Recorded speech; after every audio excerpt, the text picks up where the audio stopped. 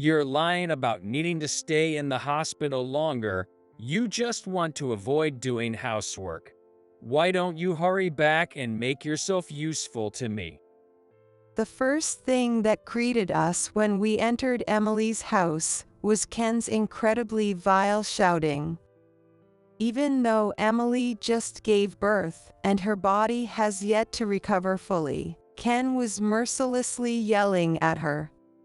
It was a terrifying sight. Just lay the baby down somewhere. You should be thinking about me first.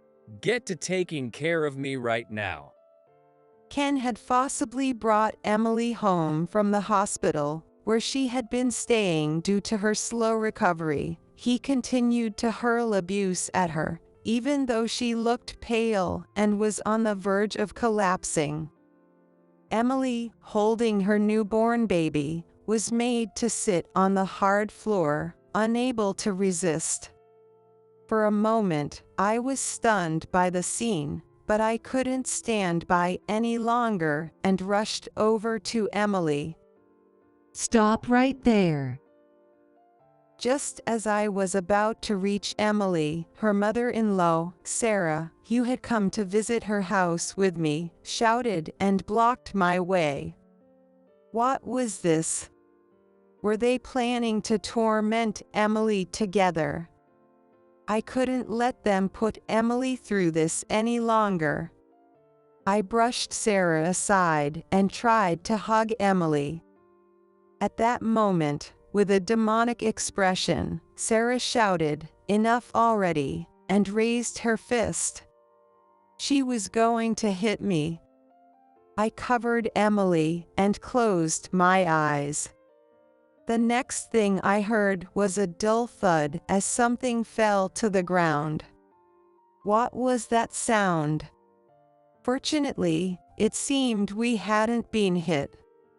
I cautiously opened my eyes, and the sight that met my eyes was beyond anyone's imagination. An unexpected person had come to our rescue. Sarah, still fuming with anger, stood frozen in shock, while Ken looked on in disbelief, and Emily trembled in fear. Seeing this ghastly scene in front of me, I gasped. My name is Amanda. I married my husband 30 years ago, and we built a house in the city, as it is convenient for both our commutes. Even after giving birth to our only daughter, Emily, thanks to my husband's support with housework and childcare, I was able to balance work and family life. Though we were not wealthy, we raised Emily without any difficulties and built a peaceful home. Emily got married a few years ago and now lives in the suburbs, far from our home. With our child-rearing days behind us and the mortgage paid off, my husband and I spent our days planning our early retirement and enjoying our time together. Meanwhile, Emily and her husband, Ken, bought a house in the suburbs and were working hard as a dual-income family. Although we didn't see them often due to the distance, we trusted Ken completely. He had a gentle nature and took great care of Emily. When he visited to introduce himself before the wedding, the tender look he gave Emily left a strong impression on me. He had a completely opposite personality to Emily's straightforward nature, and we often laughed, thinking he would probably be a husband who would be under her thumb after marriage. We were eagerly awaiting the birth of a new life. Every day was filled with happiness. But one day, everything changed with a phone call from Emily. Mom, I'm worried if I can build a proper family once the baby is born. Her voice over the phone sounded weak and a bit frightened. As I listened in detail, I learned that Emily's life was far different from what we had imagined. You've worked hard all this time, so now take care of yourself and spend time with the baby in your belly. Happy with her husband's words as she entered the final stage of pregnancy, Emily quit her job and started preparing for the birth as a stay-at-home mom at his request. However, after those words, his personality suddenly changed, and his kind demeanor vanished as if it had been a lie. He began to throw heartless words at Emily. Who do you think you are, lazing around every day and not doing any housework? Whose money do you think you're living on? Ken shouted mercilessly at Emily, who was suffering from severe late pregnancy morning sickness and back pain, unable to move as she wanted. Pregnancy isn't a disease. You're just exaggerating because you're a little tired. You just want to skip out on housework, don't you? Emily couldn't keep quiet and repeatedly argued back, explaining the symptoms that occur in late pregnancy, seeking his understanding, but Ken wouldn't listen at all, instead continuing to berate her, drowning out her words. I work all day and I'm tired. Hurry up and prepare dinner. Bring me change of clothes. Haven't you filled the bath yet? Stop being so lazy.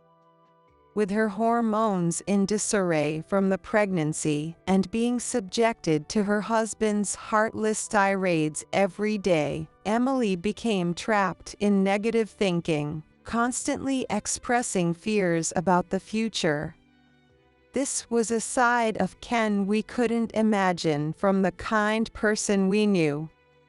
However, Emily's trembling, tearful voice was undeniably genuine. I repeatedly urged Emily to divorce and come back home, but she decided to endure a bit longer, hoping her husband would return to his kind self after the baby was born. Perhaps she couldn't forget the kind husband he once was.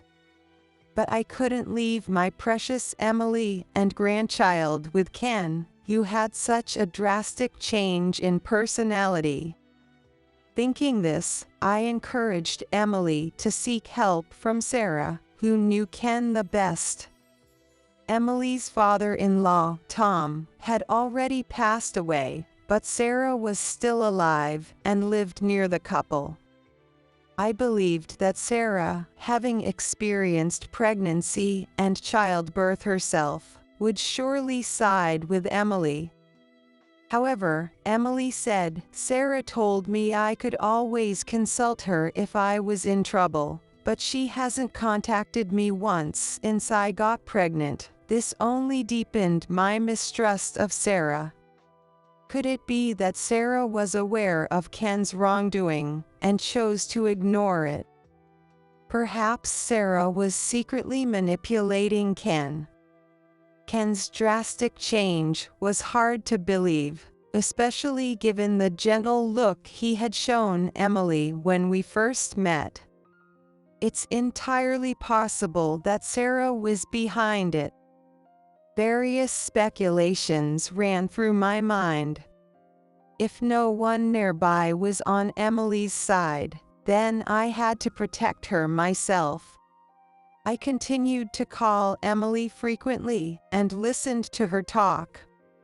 Although our discussions about divorce remained deadlocked, I had promised to stay at a hotel near Emily's house after the birth to help her during her postpartum period. I decided to wait until then to try and persuade her directly to consider divorce. Just a little more patience. I repeated this to myself many times. Then suddenly, Emily contacted me. Mom, the baby has been born. What? There should have been about a week left until the due date. and to receive such sudden news without any prior warning was extremely puzzling. As soon as I hung up the phone, my husband and I headed to the hospital. According to the doctor, Emily's water had broken suddenly, and labor had begun. Until then, the pregnancy had been progressing smoothly without any issues, but the doctor said she must have been under a lot of stress. Ken immediately came to mind. It had to be the stress from him. Although the baby was born prematurely, fortunately, it was healthy and cried strongly at birth.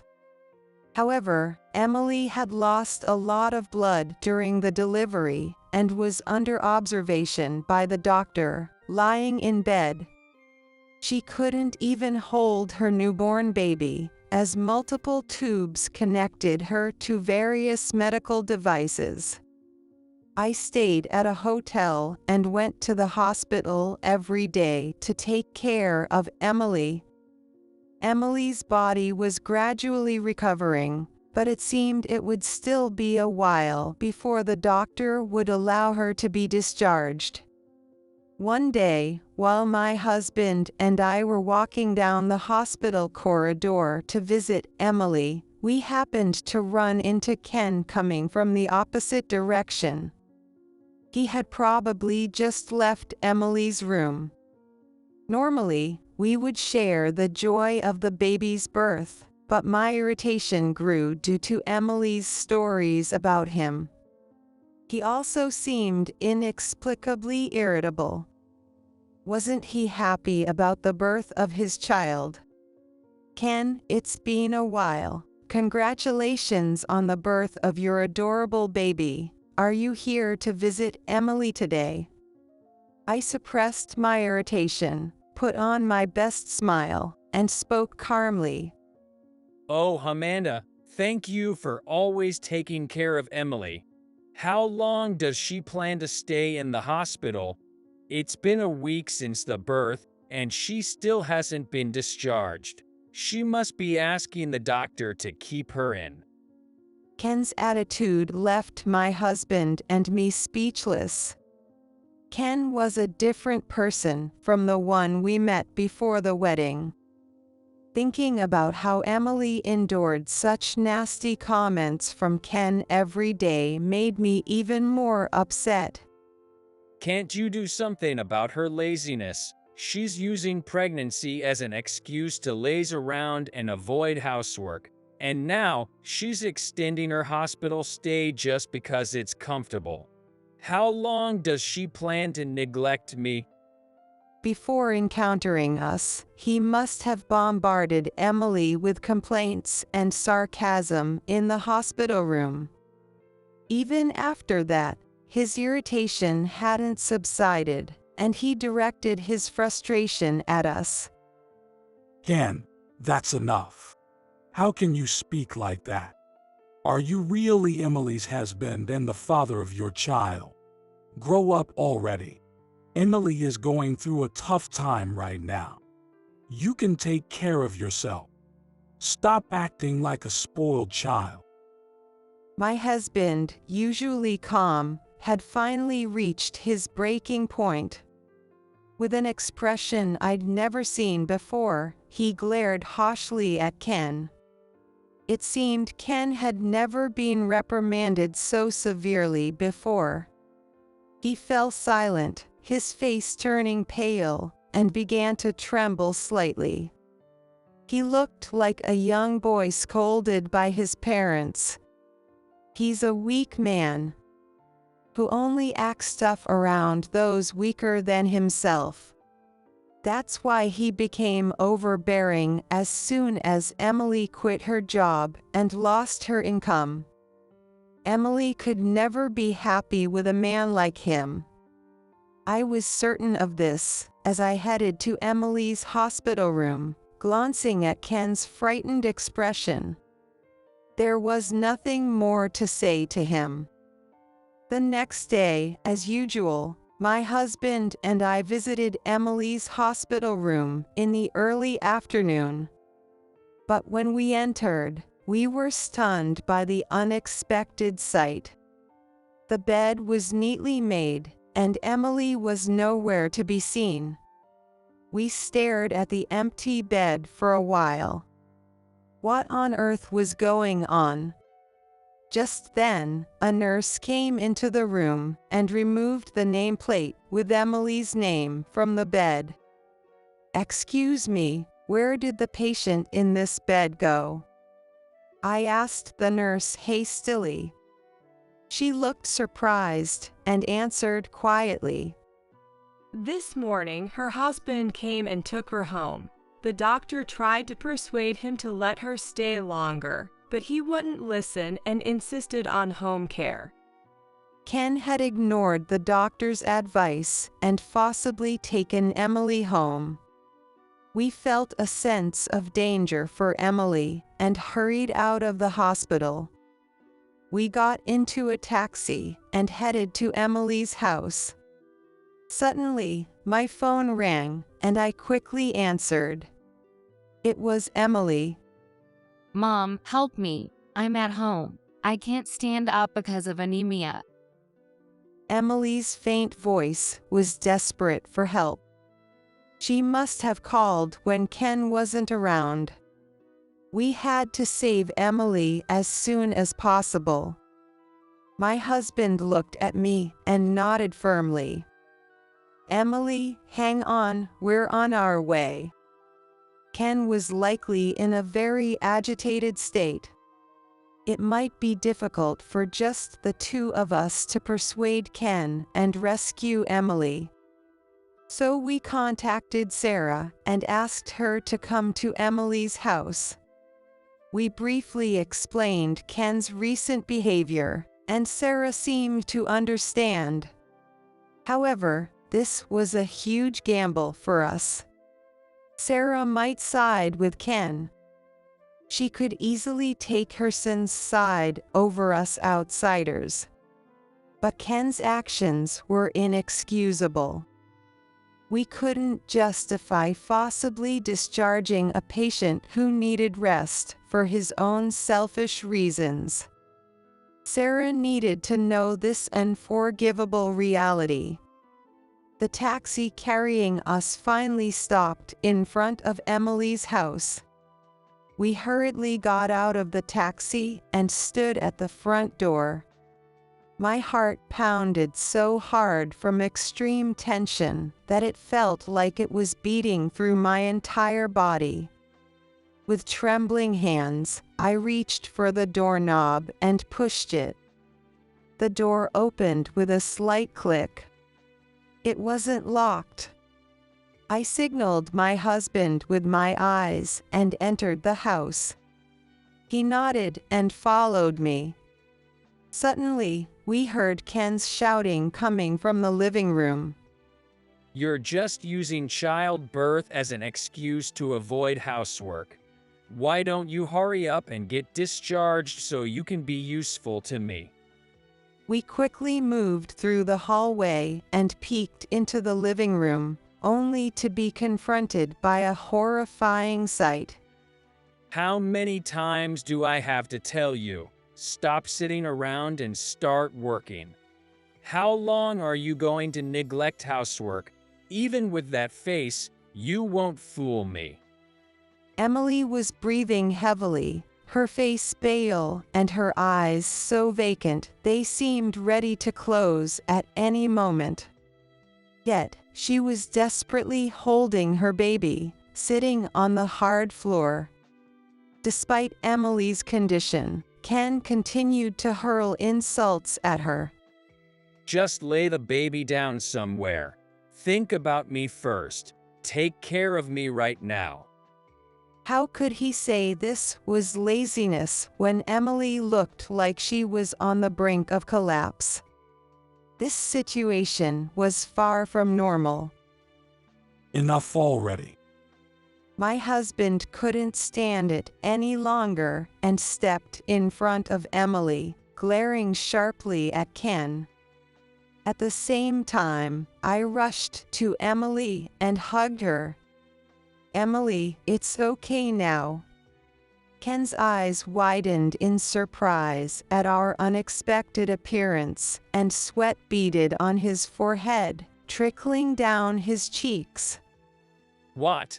Who are you people? His voice shook, unable to hide his agitation, as he stumbled backward. Ken's previously arrogant attitude towards Emily changed completely, and he suddenly became frightened. Ken's true nature was revealed, an overbearing person who only bullied those weaker than himself. How painful it must have been for Emily to endure such treatment. I could never forgive Ken. Just then, Enough already. a sudden loud voice startled us, and we turned to see Sarah storming into the living room, her face full of anger. She stopped in front of us and suddenly raised her fist.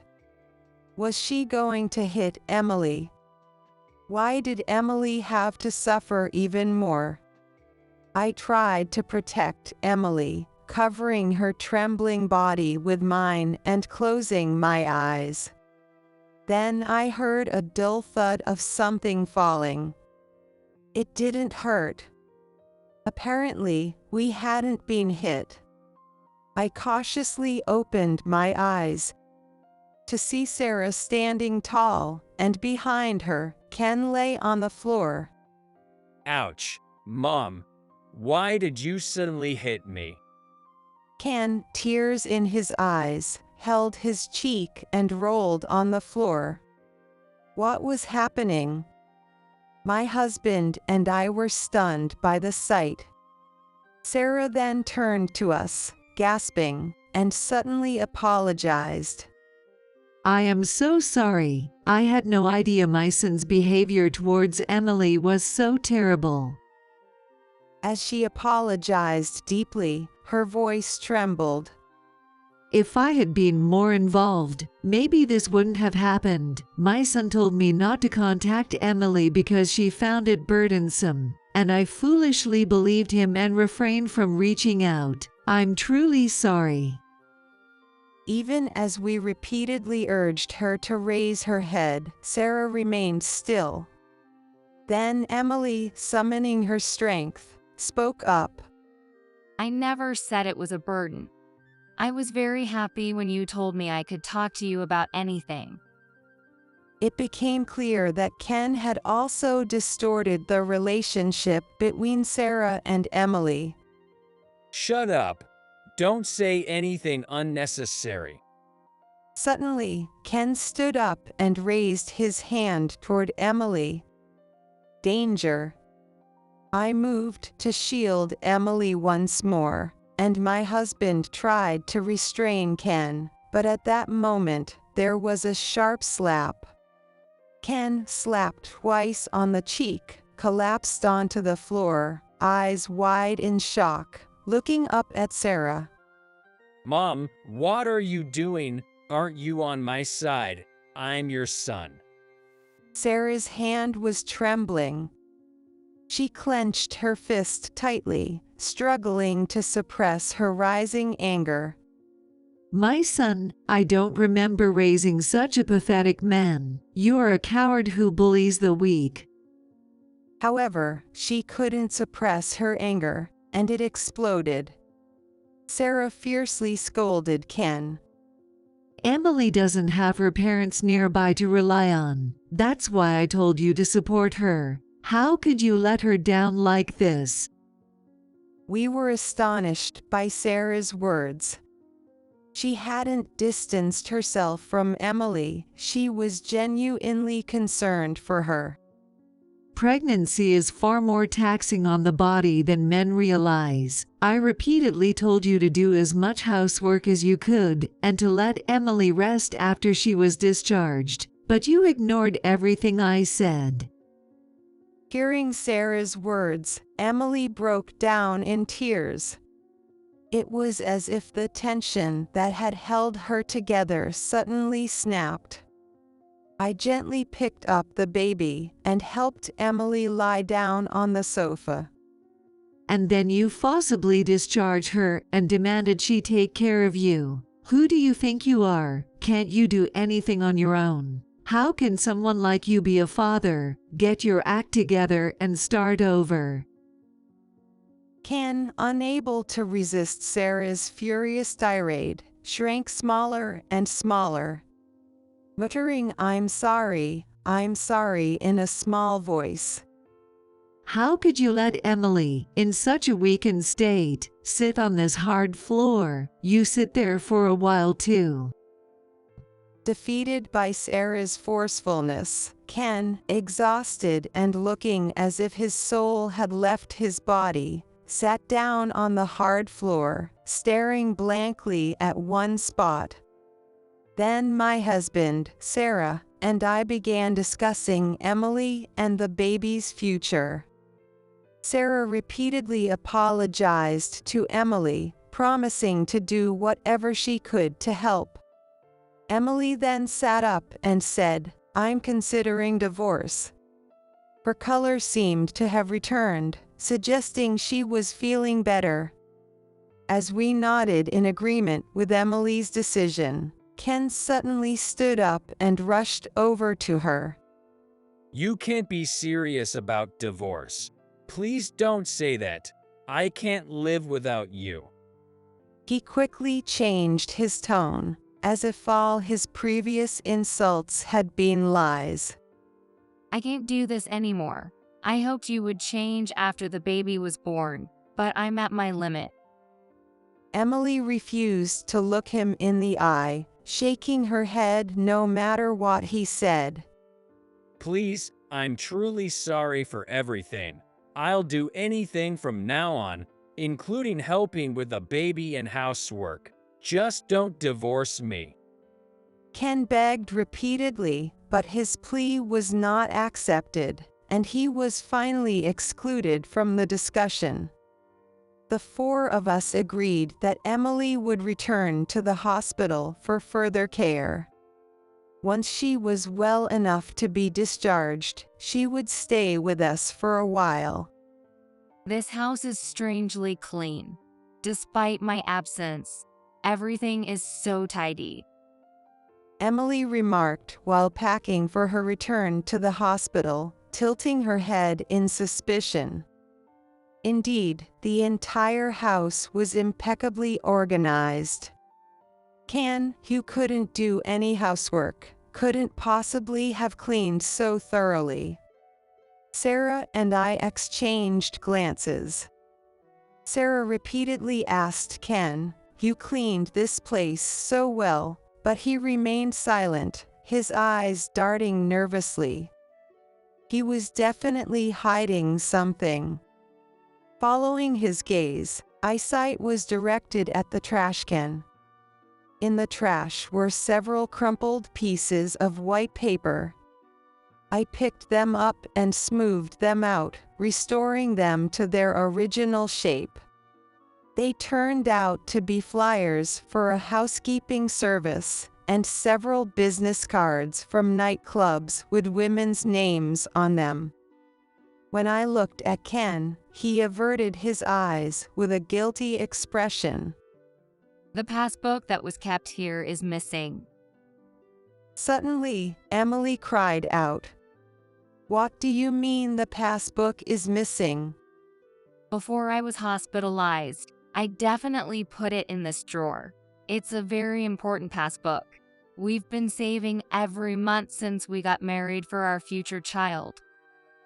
When I looked at Ken again, sweat was beading on his forehead, and his eyes shifted to the scattered flyers and newspapers on the table. How transparent he was. I was certain the passbook Emily was looking for was somewhere on that table. I began picking up the flyers and newspapers one by one. Sure enough, the passbook was buried among them. Emily, is this the passbook you're looking for? Emily nodded, hurriedly opened the passbook, and checked the balance. Suddenly, her face turned pale, and she collapsed onto the floor. Why is the balance so low? It turned out that a large amount of cash had been withdrawn the day after Emily was hospitalized. Of course, the only people who knew the account's PIN were Emily and Ken. All four of us, Emily, Sarah, my husband, and I, fixed our gaze on Ken, who stiffened even more. Under the intense questioning from Emily and our cold stares, Ken finally broke down and confessed. His explanation was incredibly selfish. After Emily was hospitalized, Ken, who had never done any housework, didn't even know how to take out the trash. The house quickly became a mess, and soon it turned into a garbage house. Fearing that Emily would see the mess and think he was incapable, losing his ability to boss her around, Ken hastily hired a housekeeping service to clean the house a day before Emily was discharged. However, the amount withdrawn far exceeded what was needed for the housekeeping service. Upon further questioning, Ken admitted that he had been indulging himself in nightlife, spending vast sums of money at clubs while Emily was in the hospital. You did what while I was gone? We promised when we got married to save that money for our future children. You only contributed a few $1,000s at the beginning. I've been saving alone since then. Most of the money in that account is mine. Ken, who had discovered nightlife during Emily's pregnancy, began spending most of his salary at clubs. But when his money ran out, he turned to Emily's savings. No, you don't understand. I felt lonely, and I knew things would get busy once the baby was born. I just wanted to have a little fun before then. I was planning to return the money. Ken's desperate excuses were completely unconvincing and only dug him deeper. Then return it now. You act tall, high, and mighty in front of me, but grovel before my parents. What do you take me for? Am I your maid? You yell at me to do perfect housework, but you can even take out the trash and use my money for housekeeping services. And then you waste a fortune at clubs, basking in attention. How enjoyable that must have been. Emily's anger grew, and she delivered her final blow. I was a fool to marry a good-for-nothing like you. From now on, we are strangers. When I get discharged, you'll sign the divorce papers. Ken turned red and began shouting incoherent words. He scratched his head, looking both confused and terrified, a bizarre sight. The Ken we knew was gone. You are truly pathetic, as your mother. I'm ashamed of you. What you did is unforgivable. You need to atone for your sins and rebuild your life on your own. Sarah then promised that, in addition to the compensation we had agreed upon for Emily, Ken would repay the entire amount he withdrew from Emily's savings. Considering Emily's mental and physical suffering, the compensation was substantial, and Ken would also have to repay tens of thousands of dollars. Ken's hardship would continue. But this was the price of his actions, and there was no room for sympathy. Emily's recovery progressed smoothly, and she was discharged a few days after being readmitted. Now she lives with us, adjusting to taking care of her baby and enjoying peaceful days. The divorce was finalized through a lawyer. Ken managed to pay the compensation by scraping together his savings and income from part-time night jobs. However, the repayment of Emily's savings was to be done in installments, ensuring a life filled with work for him.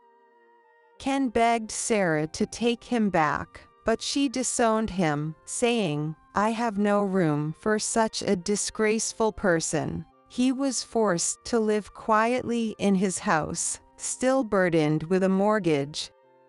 Unable to manage basic tasks like taking out the trash and working late every day, his house began to accumulate garbage once more. It wouldn't be long before it turned into a garbage house again. At work, Ken faced even more challenges. Coincidentally, a colleague's wife had been hospitalized in the same hospital as Emily. The two women supported each other in the same room and enjoyed their time in the hospital. Unaware of this, Ken forcibly discharged Emily against her will. The entire incident was witnessed by his colleague's wife, who then spread the rumor throughout the company. After the divorce, Ken became a pariah at work, avoided by everyone, and subjected to whispers and gossip. Despite this, he couldn't quit because he needed the income to pay the compensation and mortgage. Even though his performance suffered, he had no choice but to cling to his job. It should have ended there, but Ken repeatedly called Emily lonely, miserable, and begging to start over. He tried to elicit sympathy, but Emily, now completely recovered, was unmoved. "Don't waste your time calling me. If you have time to spare, work and pay back the money," she would snap at him and then hang up each time. Ken's persistent calls, whether out of loneliness, a desire to escape repayment, or just wanting a maid, remained a mystery. But rather than ponder such trivial matters, we focused on the adorable new life in front of us, enjoying a happy and healthy lifestyle. Emily's baby girl resembled her, and taking care of her felt like reliving our days of raising Emily. I retired from my job, planning to help with the child care and enjoy watching my grandchild grow. Emily, too, motivated by her daughter, was eager to return to work and save money. Wow, she's already laughing so much. She looks just like you, Emily, and she's so cute. Even though we cut ties with Ken, we stayed in touch with Sarah through video calls, sharing updates on the baby. Sarah was supportive of Emily's parenting and cherished her granddaughter, maintaining a friendly relationship with us. I found the cutest outfit the other day. I couldn't resist buying it, so I'll bring it over. With our granddaughter's half-birthday approaching, we planned a big celebration and invited Sarah, who couldn't visit often due to the distance. We intended to thank her in person once more. Thank you for standing by Emily back then.